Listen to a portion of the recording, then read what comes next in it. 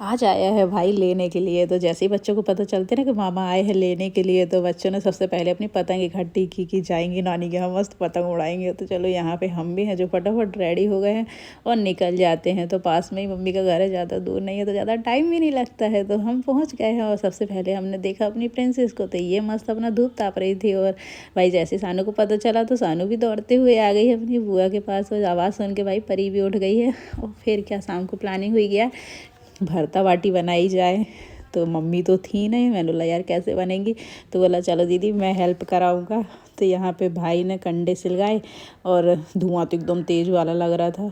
तो कंडे वाले जो काम है भाई ने लगा दी है आग, और हम दोनों ने आग लगा के और बैठ गए हैं। वो वाली आग नहीं लगा है भाई, कंडे में आग लगी है और लगा के फिर रख दिए हैं और जाते हैं अब अंदर। तो करते हैं बाटी वाला काम। तो यहाँ पे हमने जो मसाला बना लिया है, मैंने नहीं बनाया, ये भाई ने ही बनाया है। सत्तू है और मिर्च लहसुन अदरक का पेस्ट है, धनिया है और लेमन वगैरह अचार का मसाला, वो सब मिक्स करके बना लिया है। और चलो अब बनाते हैं बाटियाँ। और यहाँ भाभी बना रही है गुलाब जामुन।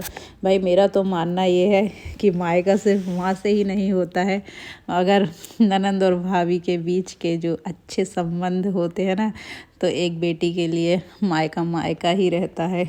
तो भाई से कितना ही लड़ जाओ लेकिन भाभी को अपना मानो।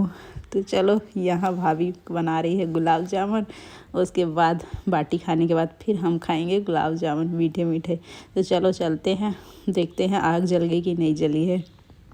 तो आग तो जल गई थी और बैठ गए हैं हम बाटी बनाने के लिए, क्योंकि मम्मी थी नहीं तो बाटी सेकने वाला काम मुझे पकड़ा दिया गया है। तो मैं तो बना रही हूँ अपनी बाटियाँ। और यहाँ देखो मेरे बच्चे ना, रात के 9 बज गए हैं और ये देखो इनकी पतंग उड़ रही है। भाई इनको पतंग कहाँ दिख रही है, पतंग का तो अति ही पता नहीं है, बस उड़े जा रही है उड़े जा रही है। और ठंडा मौसम है, हवा भी चल रही है, तो इनकी पतंग अच्छी ऊपर हाई हो गई है। पूरा इनने सद्दी वगैरह जो भी है ना, पूरा देखो खाली हो गया है। और ये देखो कितनी हाई पे गई है, मेरे को तो समझ ही नहीं आ रही कहाँ है इनकी पतंग। और चलो मैं अपनी बाटियाँ भी सेंकती हूँ। बच्चों को सबसे पहले खाना खिला दिया था, उसके बाद फिर मैं भी बैठ गई हूँ खाने के लिए।